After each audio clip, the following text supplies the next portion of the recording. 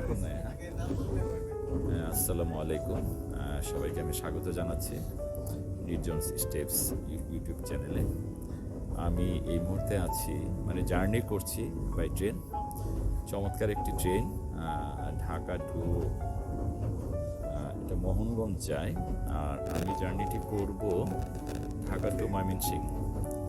3 ঘন্টা লাগে, বাট ভালো।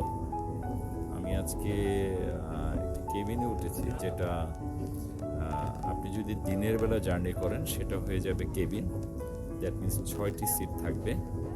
আর রাতে যদি সেম ইসে আসেন, কেবিনে আসেন, স্লিপিং হয়ে যাবে, সেটা হয়ে যাবে টায়ার, 4টি সিট। তো জার্নি চমৎকার, ট্রেনটিও চমৎকার, এসি, মোটামুটি ভালোই। আমি যদি একটু দেখাই আপনাদেরকে, হয়তো একটু বুঝতে পারবেন। I feel comfort, nothing else. আর আমি একটু সাজেস্ট করবো যাদের একটু ভালোভাবে জার্নি করার ইচ্ছা, একটু আরামদায়ক জার্নি করার ইচ্ছা, অবশ্যই ইন্টারসিটি ট্রেনে ভ্রমণ করবেন। বাট আমি সাজেস্ট করবো নন এসিতে না যেতে।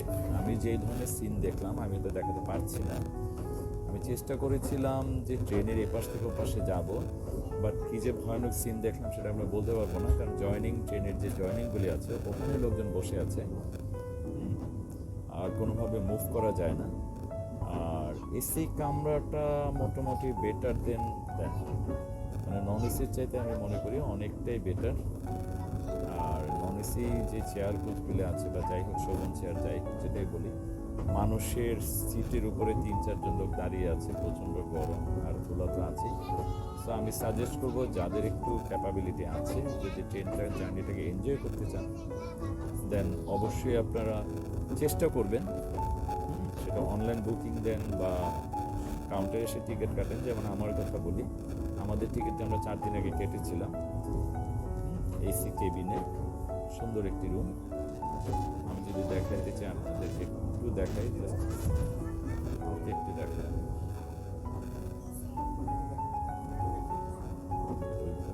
দেখাতে পারছি না, এভাবে একটু দেখাই। এই হলো উইন্ডো সাইডটা। এটাই রাতের বেলা টায়ার হয়ে যাবে, মানে বিছানা হয়ে যাবে। এটাও একটা বিছানা, আর এটা হলো সিট। টেক এ লুক, 10, 11, 12 এভাবে 3টা সিট এখানে। আমি বসে আছি 10 নম্বর সিটে। এটা একটা রুম, 6 জনের রুম, খুবই comfortable. Light is there, fan আছে, এসিও খুবই কমফোর্টেবল, পরিচ্ছন্ন। আর আপনি সাইট সিং দেখতে চান, এখান থেকে ফুল ভিউ, চমৎকার সাইড ভিউ আছে। এখানে সুইচগুলি আছে, চমৎকার। আমি যদি এর বাইরে দেখাতে চাই, এই যে আপনারা দেখেন, এই হলো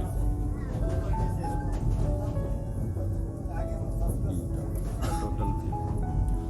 এটা হলো ফার্স্ট ক্লাস চেয়ার। এই সরি মা, সরি।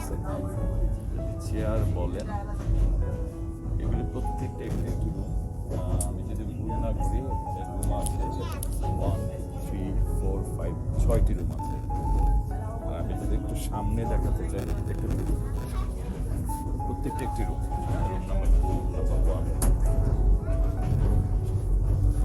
আমি যে জিনিসটা বলতে চাচ্ছিলাম, সরি ভাই, দিস ইজ আউটলুক, রানিং ট্রেনের মোডে। আর এই যে আমি যে ব্যাপারটা দেখাতে চাচ্ছিলাম, যেটা আমি হাইলাইট করব,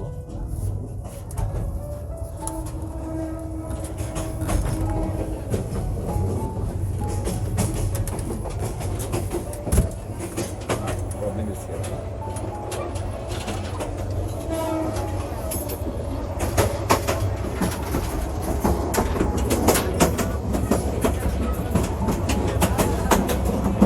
ওই পাশে যেতে পারছি না,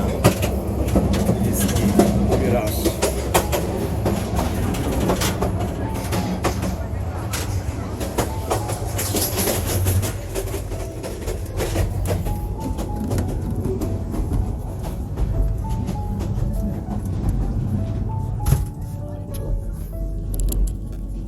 আউটসাইড ভিউ। আমি রুমে চলে আসলাম, এন্ট্রিটা সিটটা হবে এমন, সিটটা হবে সিটটা হবে এমন।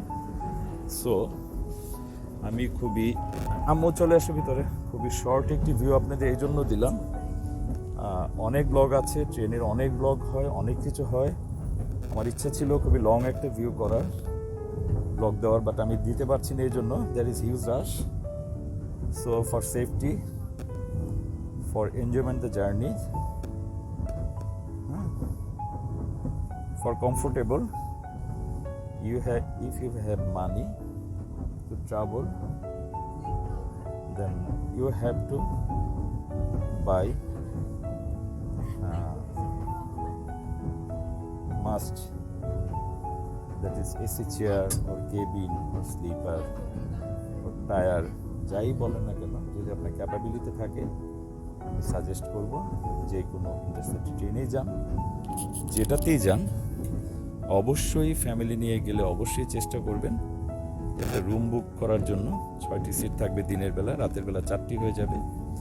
আর যদি আপনি রুমে স্লিপারে না পান, দেন চেষ্টা করবেন এসি চেয়ারে নিতে। এই জন্য বললাম সেফ অ্যান্ড সিকিউরড। আমি নন এসি কামরাগুলো হয়তো একটু লুক দেখিয়েছি, কারণ হিউজ রাশ, সেখান দিয়ে হাঁটা যায় না। 2টো সিট থাকলে তার মাঝে লোক, পিছনে লোক, সাইডে লোক, আর ডাস্ট তো আছেই। আর সবচেয়ে বড় যে problem, noise, huge noise. But আপনারা যারা দেখছেন তারা হয়তো বুঝতে পারছেন এখানে তেমন কোনো শব্দ নেই। We are enjoying, I am satisfied. So আমি সাজেস্ট করব অ্যাট দ্য এন্ড অবশ্যই ট্রেন জার্নি করলে Bangladesh government huge amount of টাকা ইনভেস্ট করেছে রেলওয়ে খাতে। হ্যাঁ, সেটা এনজয় করার জন্য আমি বলবো, রিকোয়েস্ট করব জার্নি করেন, বাট ট্রেনে ওঠার আগে একটু বুঝে শুনে উঠবেন যে আপনার জার্নিটা কমফোর্টেবল হবে কি না।